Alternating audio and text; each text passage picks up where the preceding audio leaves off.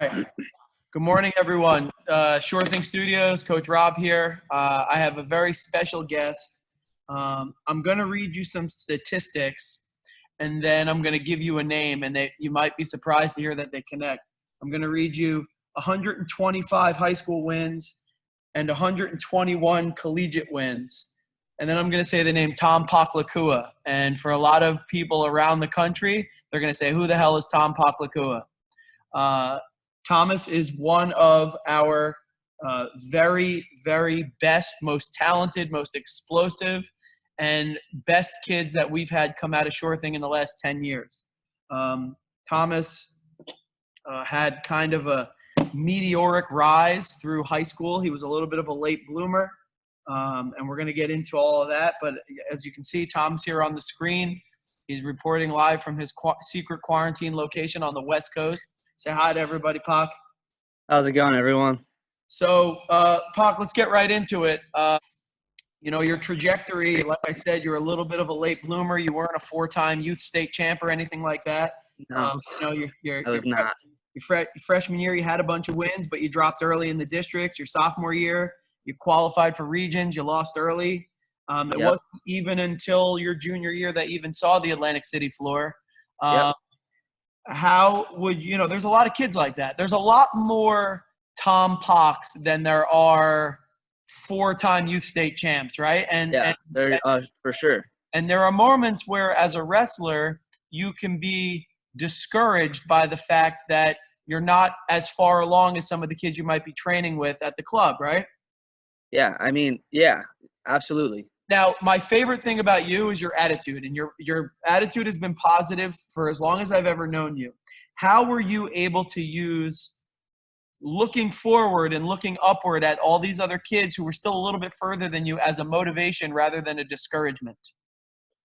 Well, it comes down to, like, what do you want, right? So I know that I wanted to be successful. So the way that I saw me being successful was that I needed to do what these kids were doing and then a little bit more. So that big jump that I had between sophomore and junior year, definitely a little bit of that was like the first summer that I came to Sure Thing, because I remember everyone was getting ready to go to Virginia Beach, and I was like, oh, that's really cool. Like, I want to do that next year. So I was like, all right. Then that summer I also went out to Iowa, and that was the 11-day like intensive camp, and like above. And then when I was training, I just tried to pick out the best partners. I'd go with both Russo brothers, the Rigors, Donovan, anyone that I could get my hands on and try to like learn a little bit of technique and learn a new feel and everything like that, So I kind of liked being under the radar and climbing rather than opposed to being on top of my whole career and having everyone like look at me and being like, oh, I got to beat him kind of thing. So. Well, and then when it started happening for you, obviously junior year was successful, but senior year was the big one. I have to assume that the recruiting stuff also happened a little bit later for you, right?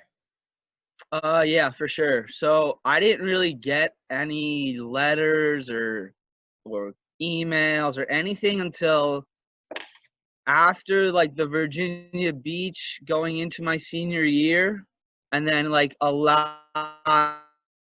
And then I got a lot of like, not a lot by any means, but I got some letters to my guidance counselor at school the first and second marking period. And then, so I took a trip out to UVA and Lehigh and Cornell, but these weren't like trips. These were just me and my mom literally getting in a car and going for like an academic tour. So once I was out in Virginia, my coach previously sent him an email. So I did meet with Coach Garland out there and kind of loved everything that I saw and was kind of ready to say, all right, I'm going to go Division I. I'm going to be a Cavalier and I'm going to be a UVA wrestler. And then like that same week, you guys had a Stevens coach in at Sure Thing and got that connection started. And Mike Heck, who was also a Pinelands wrestler, was going to Stevens on an overnight. And their coach was like, why don't you just tag along and just see if you like it? So I was like, no, like I don't know who you guys are. Like, no.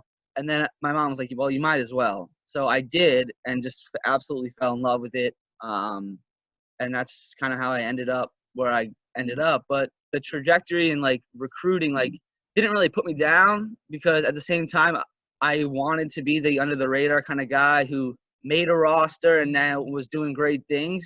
And I knew personally that I was never going to be the 4-time All-American D1 like hammer. Like I knew that. Like it just wasn't realistic. So if I went D1, I was only going to wrestle my maybe junior and senior year varsity. So I weighed that against being like the guy at a D3 school, and I ended up going the D3 route, and it's probably one of the best decisions I've ever made in my life. Well, I'm glad you said that, because that's a good segue. We have a lot of kids in the club. We have a lot of kids throughout the Shore Conference. The major wrestling media doesn't report about D3 wrestling. The major media wants to interview the D1 national champions, the All-Americans, the D1 coaches. There's almost no attention paid to the D2s and the D3s. And the reality is that makes up about 80% of the kids who wrestle in college end up going D2 or D3. And I kind of want I'm going to talk a lot about your college career, but the reality is Pac, you took third in the state as a senior, and your 2 Virginia Beach campaigns were absolutely incredible. And that's really what got you recruited, with some of the stuff that you did in the spring and summer. And you beat state champs. You beat All-Americans. But you chose to go D3 for a bunch of different reasons. And I think also one of them was, hey, this is a school that I belong at. This is a hella good college with an incredible academic reputation, in line with what I want to do. I think that it's important that kids understand, A, the academic opportunities in some of these other schools, and B, that it's very real wrestling, and that you're wrestling against caliber kids. Yeah. So I can talk as good as I was in high school. The first 2 months of college, I didn't get my hands locked on a leg on anyone. Like I was getting beat down to the point where it was like, I don't know if this is worth it. Like it was bad. But like you were saying, like the conversations that I've had with Division I coaches and kids who went Division I, unless they're like the guy, they tend to kind of have like a sour taste in their mouth sometimes, which kind of, not everyone, I shouldn't say everyone, but I know a lot of kids have been told that they can't major in something.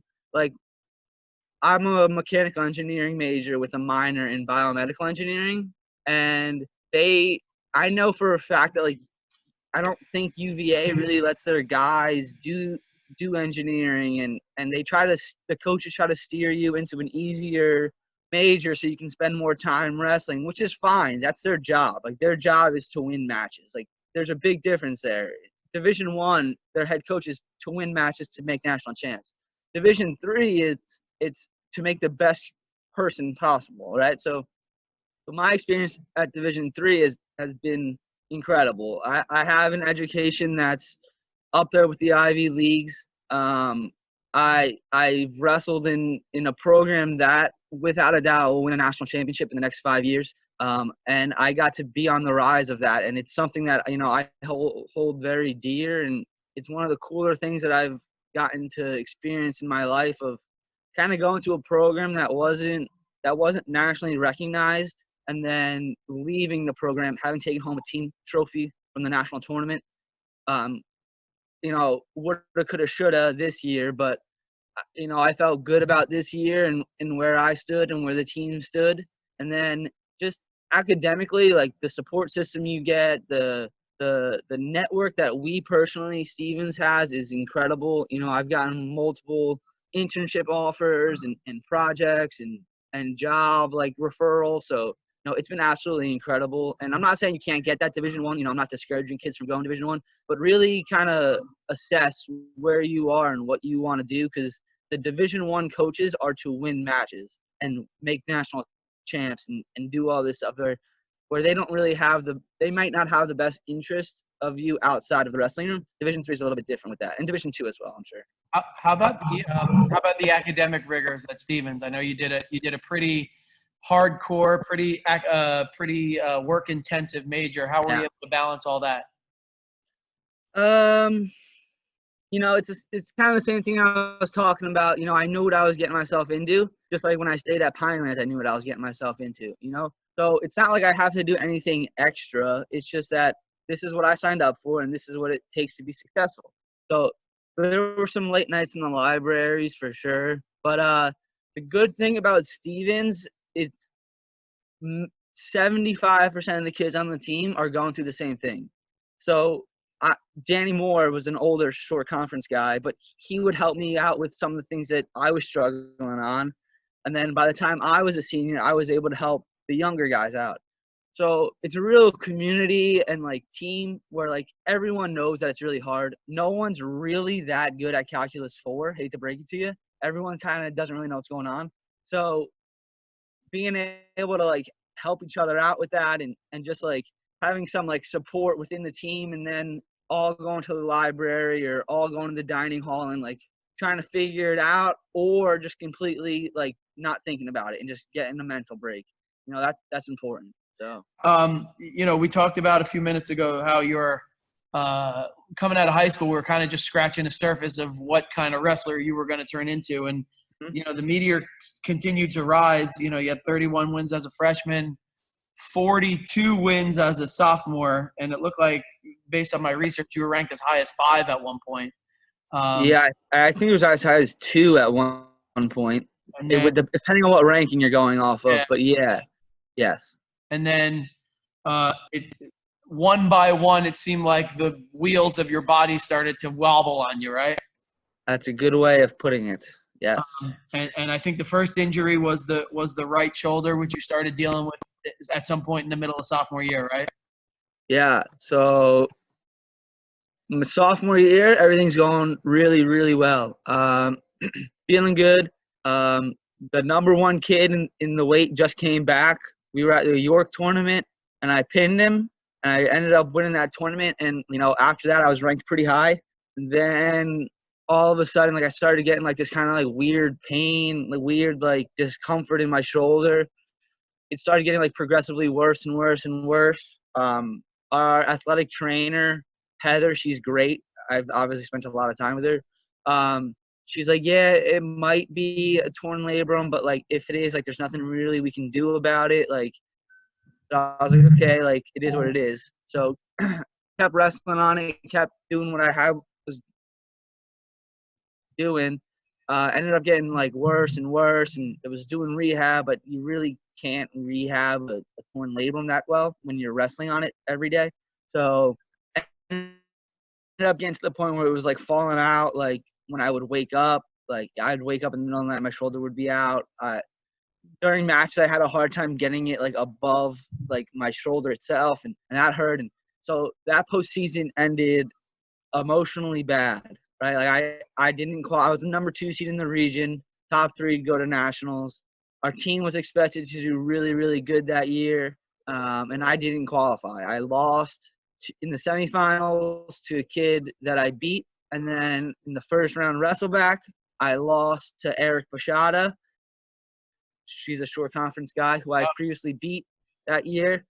And then I lost again to Raymond Jazikoff. He's a South Plainfield kid. And that I've done my research, and I think that's the only day in my wrestling career that I've gone 0-3. And I was just a wreck. There were tears coming out of my face, and it was an ugly scene. So Joe kind of took me aside, and he goes, the sun's going to come up tomorrow. It is what it is. The sun's going to come up tomorrow. You need to figure out, we need to get you healthy and mentally right so you can come back next year. So I got the surgery. They put whatever they do for labral surgery. They put 4 anchors into my labrum. Come back feeling really, really good again, really good. Wrestling. Other shoulder kind of feels weird, but different kind of thing. I want to take a timeout only because I want to try to orient everybody. So now we come back junior year. It looked like they did a little bit of load management for you, right? You wrestled less matches, but just so everybody knows, you won Ithaca, you won the Star City, you won the conference tournament, and then you won the region anyway, right? Yeah, that Oh, was my junior years. yep. So I was feeling. So yeah, so my junior year was probably the best wrestling that I was able to do in my college career. I battled a little bit of a shoulder injury, but it wasn't anything too serious. It was like a rotator cuff kind of strain tear thing. So I was able to wrestle through that rehab. I took like 4 or 5 weeks off in the middle of the season, load management, like you were saying. Felt good, but again, I know I told you this before you started recording. Because of that, in that during intercession, if I would have packed that season in, I would have been able to get my season back because of an injury red shirt. So my shoulder was bad enough where the doctor was like, if you can, and I can write you a whatever it is that gets me an injury red shirt. And I was like, no, like I feel good enough to wrestle. I feel good enough to wrestle. So I came back, like you said, I won the region tournament in the second semester. So I was national qualifier. Go to the national tournament, feeling good. Team is feeling good. Everyone's feeling good. Pinned my first kid from Gettysburg, and then quarterfinal match. If I win, I'm an All-American. Wrestling pretty good. I'm winning 7-6, get reversed, so I'm losing 8-6, and then I get to my feet, get mat returned, and my knee just blows out. So I tore my ACL on my right knee, and I tore the nerve with it, and a grade 2 MCL sprain. So, I there was just like everything was going up, up, up, up, up, and then again, just an injury takes it away. But I was kind of able to keep my head with that one a little bit more because I've been through the process. So again, get my knee repaired, take a true, I guess, red shirt where I just didn't compete with the team that the following year. I wrestled a little bit of freestyle stuff when I was cleared too, but now my senior year, Let's go. I got Let's stop because I'm gonna dive in a little bit more on this ACL injury. Was yeah. there ever a point when you had quit in your mind? Had you retired in your head at any point? After my shoulder, for sure, for about a month, I was just done. I'm like, I can't do this anymore. After my knee, after I kind of saw the success that we were having, I was kind of ready. I was not done after my knee surgery. Do you think being a part of a good team was helping you there too? The fact that Absolutely. the team was Absolutely. proven, Yeah. and the culture, finding a good wrestling yeah, culture and all that, right? yeah. College wrestling is hard enough with a good team. College wrestling on a bad team when you feel like you're alone and by yourself must be miserable.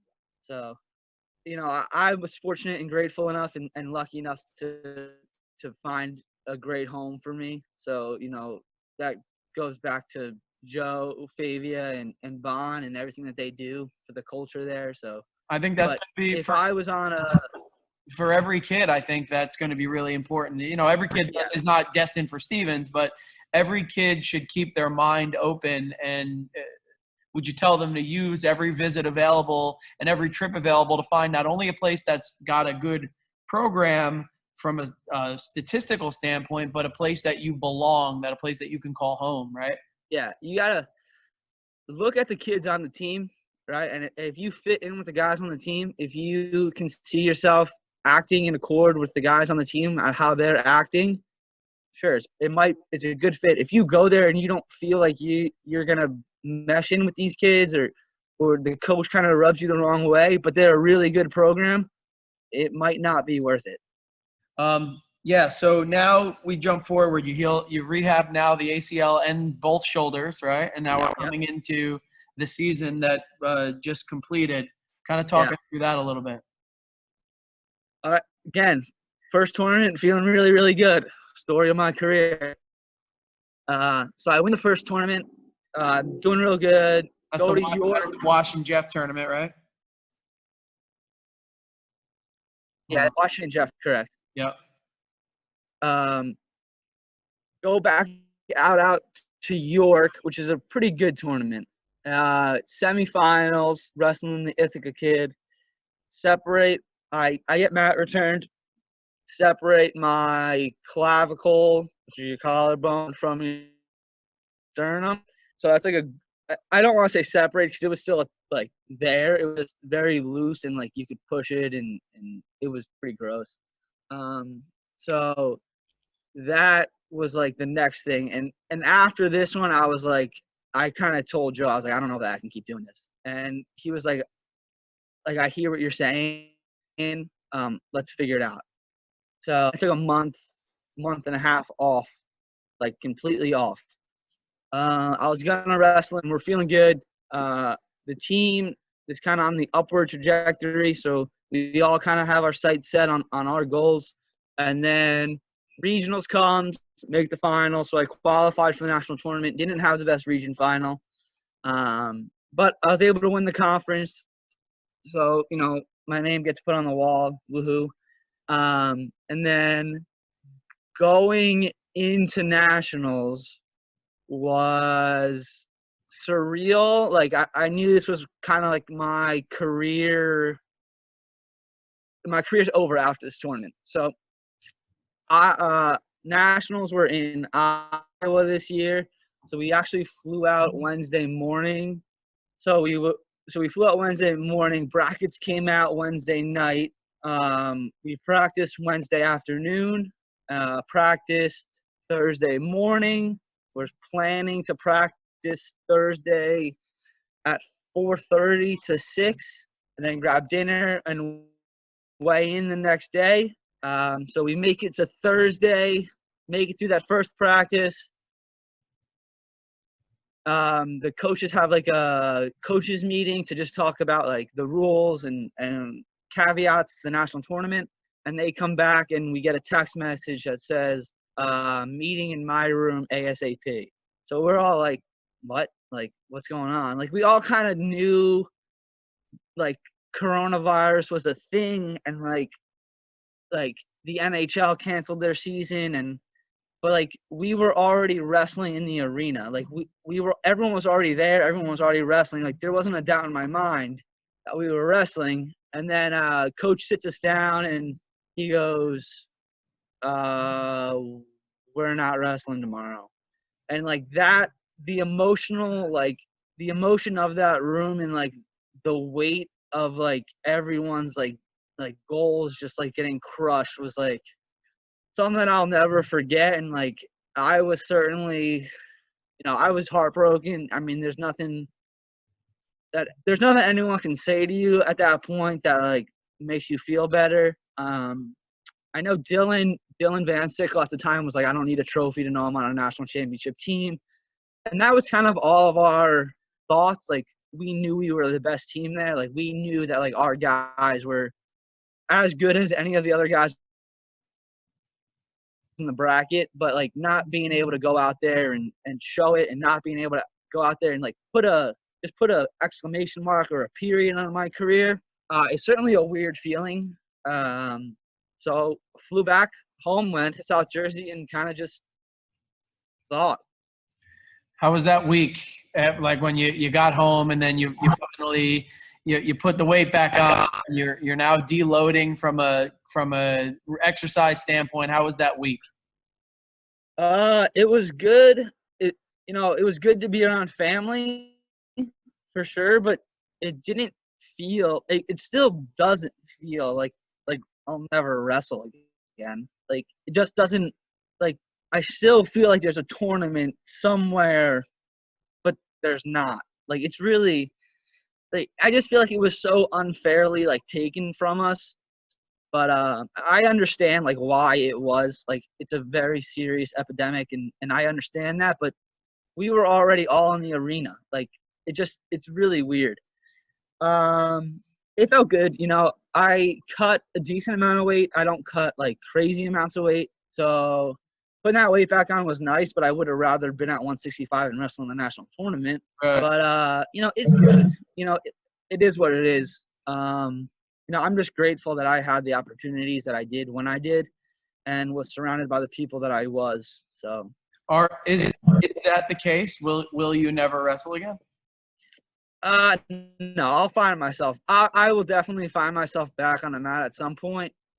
Probably I'm probably done competing. So that's weird, but I'll definitely find my way back to the short thing room and do what I can there. And whenever I settle down and get a job somewhere, I'll probably volunteer something at the high school just to, so many people have given so much to me that, I would feel like I'm disrespecting them if I didn't give it back. Vinny, you, Coach Caravella, Coach Adelizi, both my college coaches. I feel like I have so much of their knowledge, and for me not to give that back out would just be selfish. You think if you competed, you'd give everybody a heart attack at this point? You think mom and dad would? I know my mom would have a heart attack, Uh, but you did do a little I still freestyle. have the itch. I still have the itch to compete, and I definitely want to do something competitive in my life. So I don't know. I just gotta find a hobby. So we'll see. Well, I think there's going to be a lot of itchy college wrestlers come the summer. Maybe maybe the bald and fat at Brick Memorial will be star-studded this year. The national championship. So. And you have some senior year, and I'm not wrestling any more stuff that you got to do too, right? Exactly, which is being cut short by this quarantine. I know. Pak, I'm grateful and thankful that you hopped on with me. Is there anything else you'd like to say to the kids? I'm keep working. I know it seems long, and you look and you're like, oh, high school still another 2 or 3 years, and I got to do all of this stuff, and it's the best time. I know you hear it from everyone, but those are the stuff that you remember. So just enjoy it. It doesn't feel as long when you're having fun with it. Fall back in love with the process of getting better. Fall back in love with the reason why you're doing it, and just have fun with it. I know it's tough, but it does end, and you want to get as much out of it as you can. So everybody, Tom Poklikuha, an absolute ace in every way. Tom, thanks for try. Thank you. Thanks, Coach.